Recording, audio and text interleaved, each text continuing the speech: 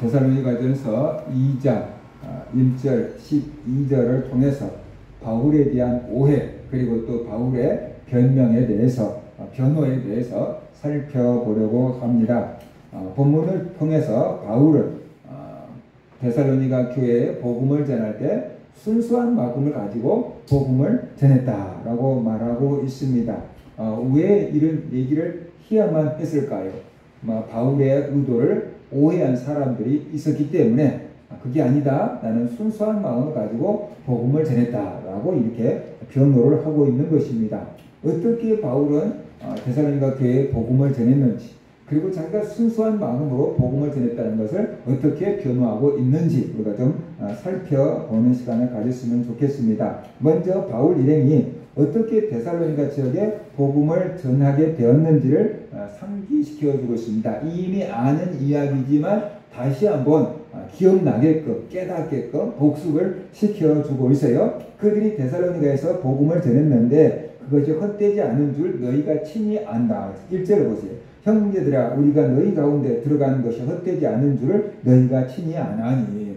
어떻게 바울 일행이 데살로니가 그 지역에 가서 복음을 전했는데 그것이 헛되지 않았다. 헛수고가 되지 않았다는 것을 어떻게 아느냐. 너희들이 그 열매다. 너희들이 우리를 통해서 복음을 듣고 예수를 믿고 구원받지 않았느냐. 너희들이 구원의 열매이기 때문에 헛된 게 아니다 라고 지금 말하고 있어요. 그 다음에 복음을 전하는 게 평안할 때 복음을 전하는 게 아니고 고난 가운데서 복음을 전했다라고 말하고 있어요. 2절 너희가 아는 바와 같이 우리가 먼저 빌립보에서 고난과 능욕을 당하였으나 우리 하나님을 힘입어 많은 싸움 중에 하나님의 복음을 너희에게 전하였노라 라고 말하고 있습니다. 먼저 빌립보에서 복음을 전했는데 거기서 많은 환난을 당하고 핍박을 당했어요. 그러니까는 피난을 가서 데살로니가 지역에 복음을 전했다라고 지금 말하고 있어요. 복음 때문에 피난을 갔으면 입을 다물고 있을 수도 있는데 복음 때문에 핍박받고 피난 갔는데 그곳에서 입을 열어서 복음을 전했더니 데살로니가 교회 성도들이 믿고 구원받게 하셨다라고 지금 말하고 있는 거지요. 그러니까 우리가 평안할 때 너에게 무슨 이득을 보려고 복음을 전한 게 아니고 핍박을 받고 피해 도망다니는 피해서 이제 다른 곳으로 흩어지는 가운데 너에게 복음을 전했다라고 이렇게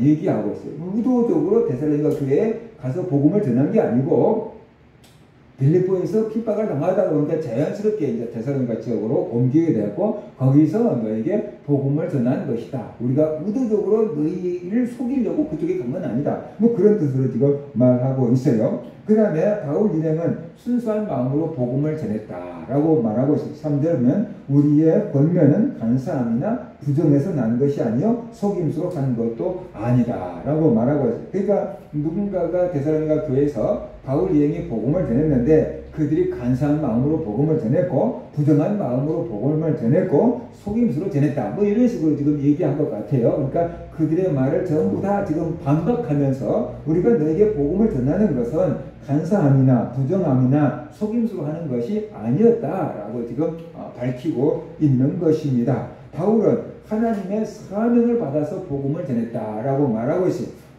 이 바울이 하나님께 복음을 전하는 사명을 받았다. 그래서 그 사명감으로 복음을 전했다라고 말해요.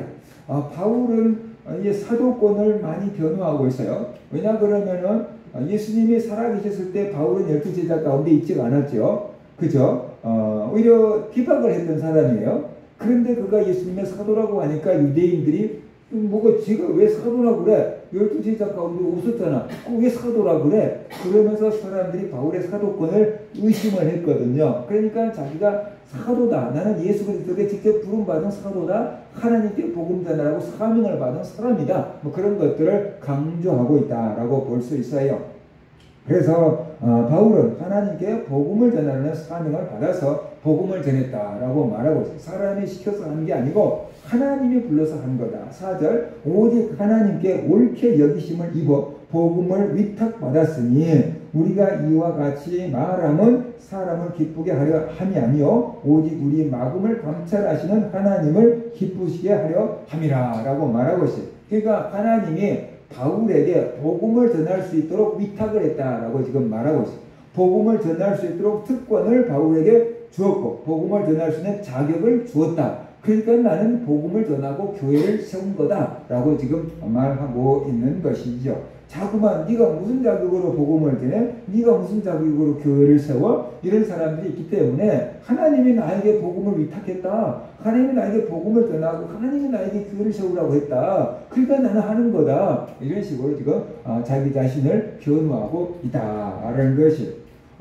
그래서 바울은 하나님께 복음 전하라는 사명을 받았기 때문에 사람을 기쁘시게 하려고 복음을 전하는 게 아니고 하나님을 기쁘시게 하려고 복음을 전한다라고 지금 말하고 있습니다. 바울이 복음 전하는 것을 하나님이 기뻐하신다. 그걸 원하신다. 그렇기 때문에 나는 하나님께 순종해서 복음을 전하고 있을 뿐이지 사람이 시켜서 전하고 있는 건 아니다 라고 지금 말하고 있는 거죠. 사람이 시켜서 한다 그러면 핍박 가운데 왜 복음을 전하겠느냐? 핍박당하면 입 다물고 있으면 되는 거지. 그 얘기죠. 근데 하나님이 전하라고 했으니까 핍박을 당하면서도 복음을 전할 수밖에 없는 거 아니냐라고 지금 말하고 있어요. 그러면서 바울이 순수한 의도로 복음을 전했다는 증거를 대고 있어요.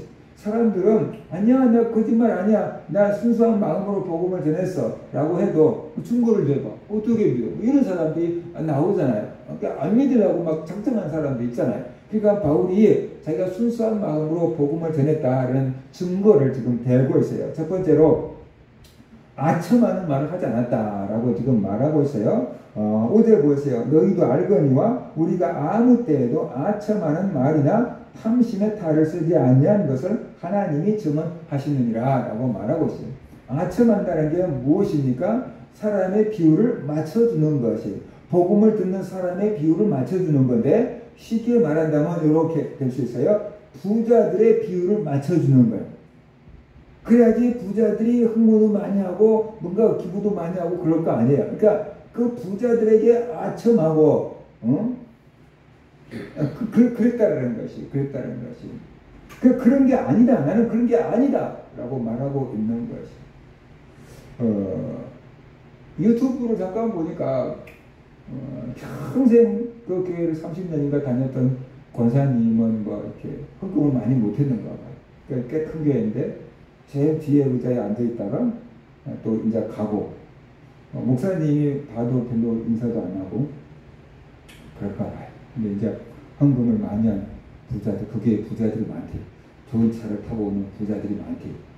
근데 그 부자들이 오면은 앞자리에 앉고 목사님이 그리고 손을 붙잡고 한참 동안 얘기한대요.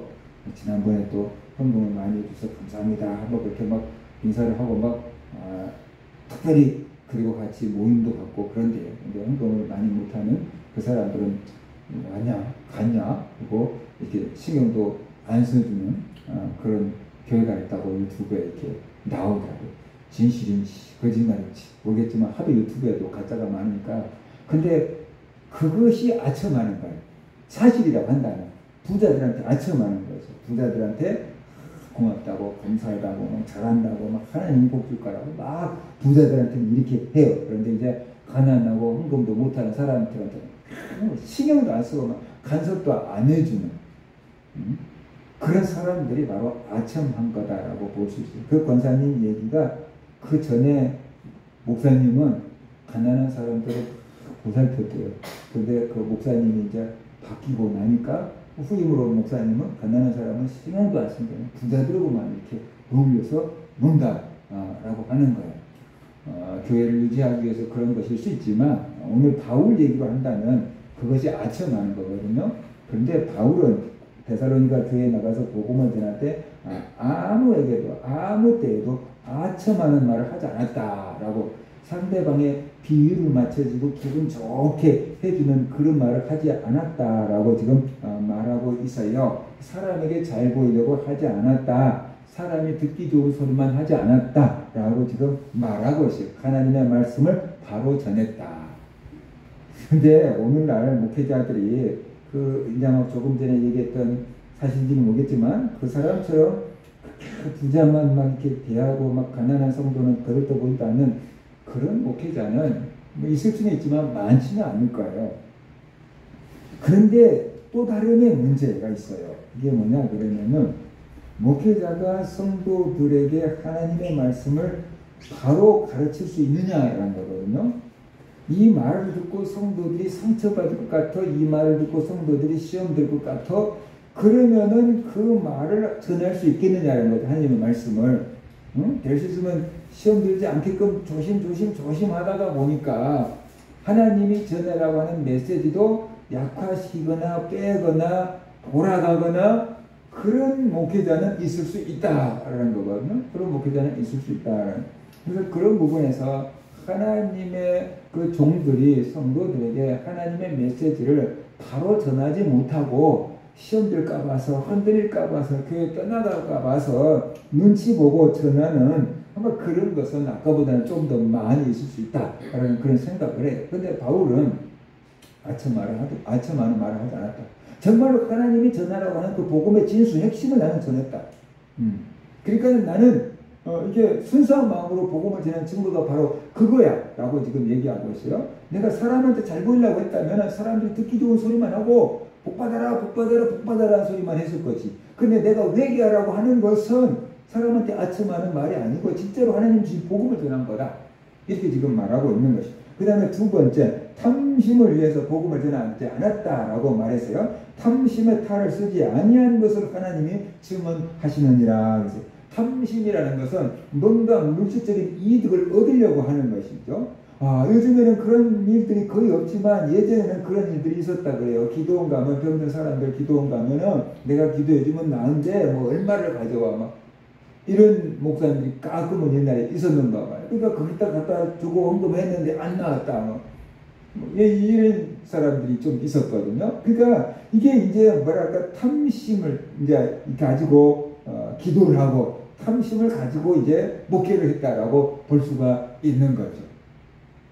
그게 잘못된 길로 갈 수가 있는 거다라는 거죠. 근데 바울은 탐심, 어떤 물질적인 이득을 얻기 위해서 내가 복음을 전한 것은 아니다라고 말하고 있어요. 나는 하나님 주신 사명으로 복음을 전했다. 그렇기 때문에 사람의 눈치를 보지 않고 복음을 전했고 세상과 타협하지 않고 있는 복음 그대로 전했다라고 지금 바울은 말하고 있어요. 하나님이 내 증인이다 라고 지금 말하고 있어요. 내가 복음 전한 것은 순수하게 전한 거야 라고 지금 말하고 있습니다.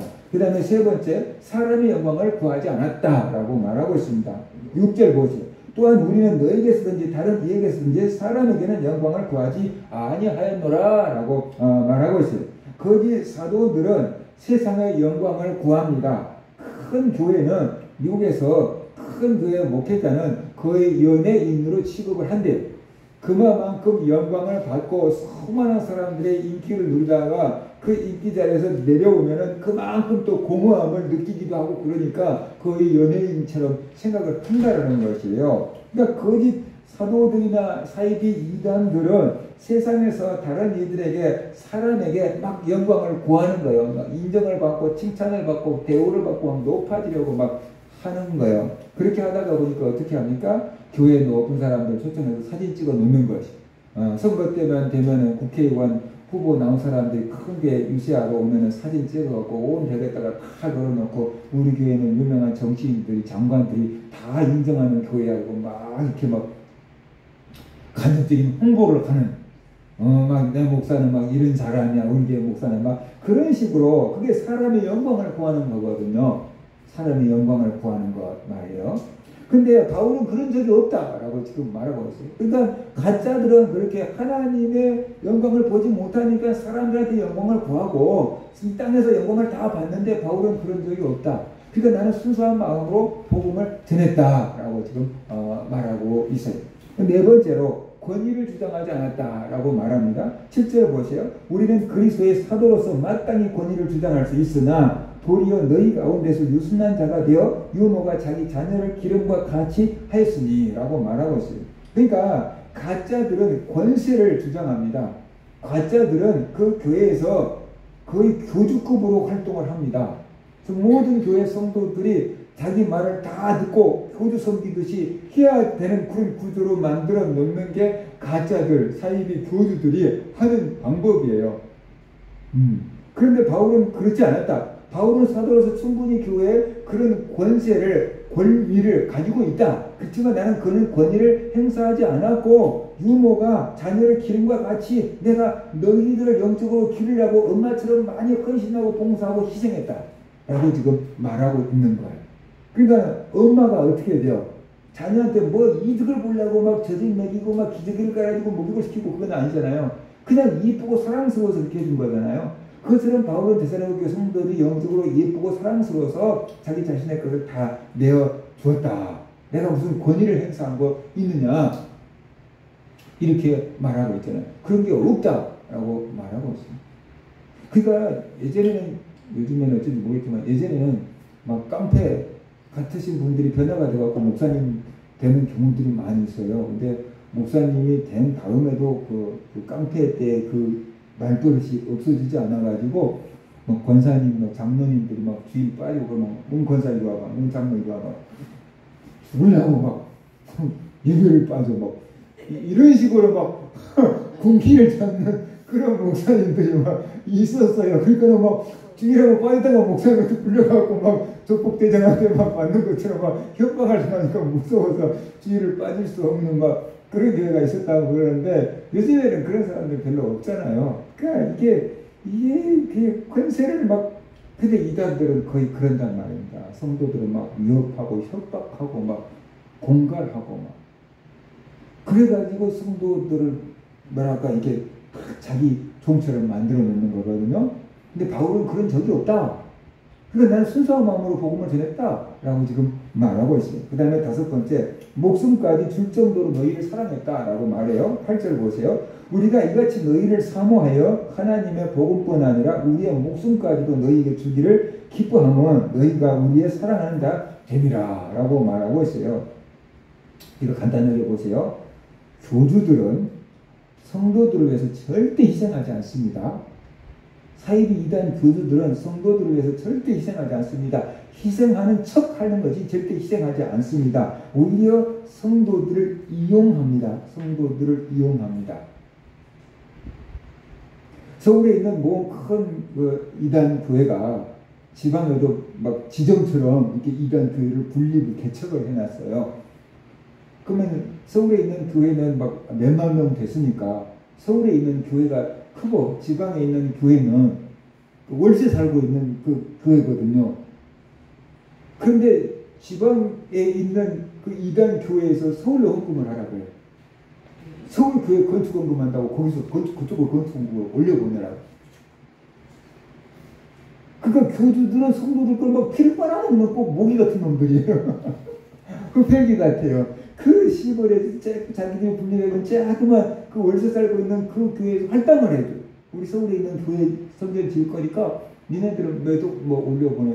이쪽에서는 매독 와, 매독.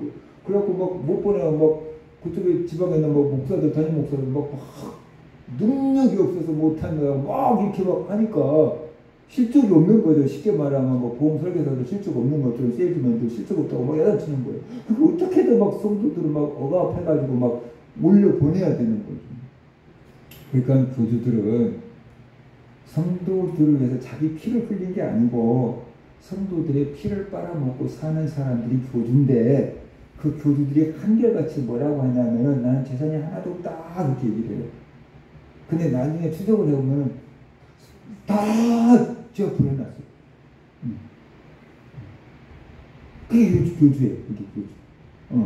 근데 바울은 그런 적이 없다라고 말하고 있어요. 나는 목숨까지 너희를 위해서 줄 수 있고 그것을 기뻐한 것은 너희를 그만큼 사랑했기 때문이다 라고 지금 말하고 있는 거예요.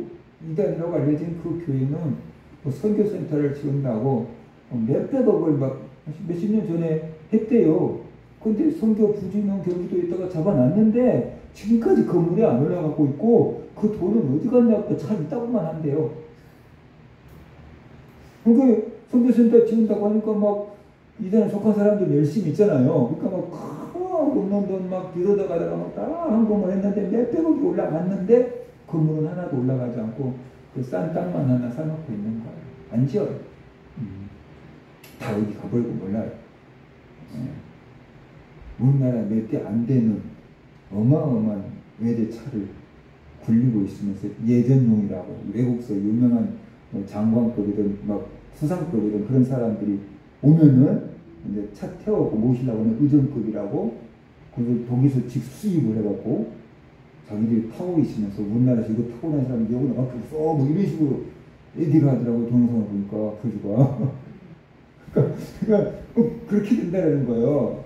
근데 그러니까 교주들은 이렇게 성도들의 피를 빨아가지고 재산을 축적을 하는 거예요. 근데 제대로 된 목회자 바울은 어떻게 돼요? 성도들에서 자기 목숨까지도 내어줄 수 있다라고 얘기하잖아요. 그게 다르다. 그렇게 지금 얘기하고 있는 것입니다. 그 다음에 6번째, 성도들에게 본이 되었다. 10절 보세요. 우리가 너희 믿는 자들을 향하여 어떻게 거룩하고 옳고 흠없이 행하였는지에 대하여 너희가 증인이요 하나님도 그러하시도다. 그러니까 예수님께서 제일로 고통을 쳤던 사람들이 서기관과 바리새인들인데 그 서기관과 바리새인들은 가르치긴 하는데 자기들은 손가락 하나 끄딱 하지 않는다고 그랬어요. 그래서 예수님한테 야단을 맞았잖아요. 근데 바울은 성도들에게 본이 되었대요. 근데 이것은 참 쉽지가 않은 건데, 그죠? 목사도 우리 교사들 하니까 그렇게 얘기하고 자기도 못 지키면서 애들한테 가르친다는 게 조금 부담스럽다고 그러더라고요. 뭐 부모라고 자녀들한테 다 잘하면서 해라고 할 수는 없잖아요. 부모가 나는 공부 못했으니까 니는 못해도 된다. 그런 부모는 많지 않잖아요. 내가 학교에서 공부를 못했을지라도 니는 입맛 차려야 돼. 막 이런 경우가 많잖아요. 아빠가 못 배웠으니까 니는 제대로 배워야 돼. 막 이런 경우가 많잖아요. 그런 경우가 있다고 말이죠. 목사도 가르치지만 다 모든 부분에서 다 잘할 수는 없거든요. 그런데 바울은 성도들이 다 본인에게 했다는 거예요. 그러니까 난 순수한 마음으로 한 거야. 내가 진짜 하나님의 일꾼이지. 바울이 지금 이렇게 말하고 있다는 것입니다. 그래서 어떤 목사는 저도 마찬가지죠. 나도 설교하면서 다 지키지도 못하는데 어떻게 설교해요? 그래서 제 설교 가운데 전도가 별로 없잖아요. 전도 제가 못하니까 전도하라고 달달 묻지도 않잖아요. 근데 그렇게 해야 되는데 그저 전도사나 목사님 됐을 때 항상 하는 고민이 나도 못 지키는 것도 어떻게 설교하냐 그런 거거든요. 내가 다 지켜가면서 설교를 하면 좋은데 나도 부족하니까 다 지키지 못하면서 설교를 해야 되는 그 부담감이 막 온단 말입니다. 양심의 갈증도 오고. 근데 가장 쉽게 보면 네가 지키는 거면 설교해. 그럼 사실 설교할 게 별로 없잖아요. 그래서 그냥 못 지켜도 부모들이 공부 못했으면 니 잘해. 그런 것처럼 하는 경우가 많이 있는데 바울은 성도들에게 본이 되었다는 것이 이런 면에서 바울은 진짜 하나님의 일꾼이었다는 것입니다. 마지막 7번째, 성도들을 바르게 가르쳤다는 11절 12절 보세요. 너희도 아는 바와 같이 우리가 너희 각 사람에게 아버지가 자기 자녀에게 하듯 권면하고 위로하고 경계하느니 이는 너희를 부르사 자기 나라와 영광에 이르게 하시는 하나님께 합당히 행하게 하려 함이라. 바울이 데살로니가 성도들을 불러서 가르치고 권면하고 위로하고 경계하고 그랬는데 그 이유가 뭐냐면 하나님께 합당히 행하게 하려고 하나님 보시기에 인정받는 사람이 되게 하려고 그렇게 교육하고 포중하고 권면하고 위로하고 가르쳤다는 거예요. 근데 바울이 진짜 하나님의 일꾼이라는 거죠. 근데 이게 문제가 뭐냐 그러면은요.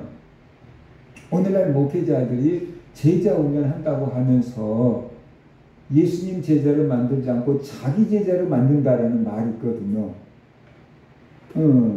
크게 부목사들한테 목회하라고 하면은 자기 구역 식구들 모아갖고 제자 훈련 시켜갖고 예수님 제자 만드는 게 아니고 자기 제자 만들어서 그들 데리고 개척하려고 하는 사람도 가끔씩 있어요.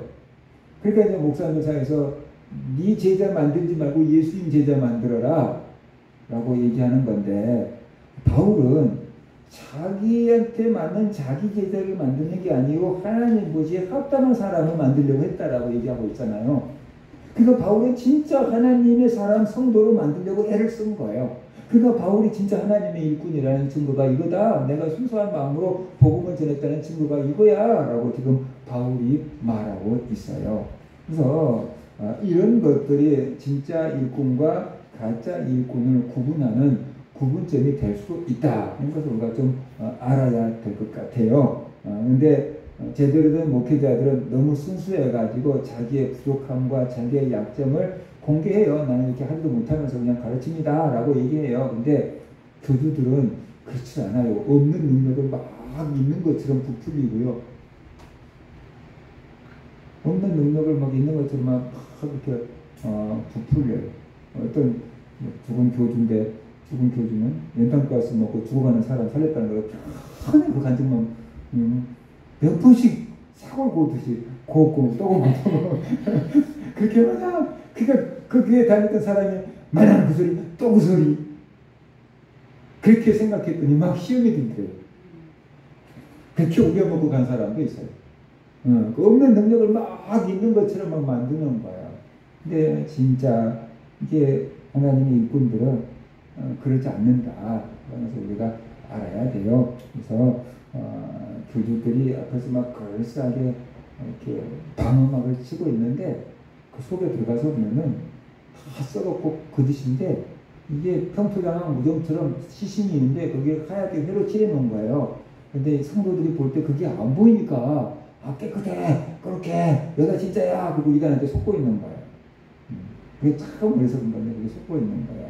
그래서 우리 성도들이 오늘 본문을 통해서 알 수 있는 게 뭐냐면 바울이 왜 내가 순수한 마음으로 복음을 전했다는 것을 7가지로 이렇게 변호를 하고 있냐 그러면은 사람들이 바울의 순수함을 뭐라 그럴까 의심하는 사람들이 나왔고 오해하는 사람들이 있었기 때문에 그런 거거든요. 누가 오해하고 누가 의심하게 만들었겠어요? 한두 사람이 그렇게 씨앗을 뿌린 거예요. 그러니까 딴 사람들이 듣고 진짜 그런가 보네 라고 바울의 순수성을 의심하고 오해하다가 보니까 그들의 믿음이 이제 어떻게 돼요? 바울에게 은혜 받았던 믿음이 확 마음이 닫혀버리잖아요.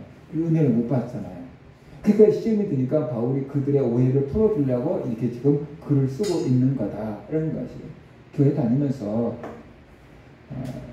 이단 교회 다니는 사람들은 교주를 철저하게 신뢰해요. 그런데 제대로 된 교회를 다니는 성도들은 한마디에 목사님들을 막 의심하고 막 목사님들 막 그렇게 신뢰를 못하는 경우가 있어요. 그러다가 자기 믿음 시험 들고 다른 사람 믿음 쉽게 만들고 교회에 어려움을 갖다 주거든요.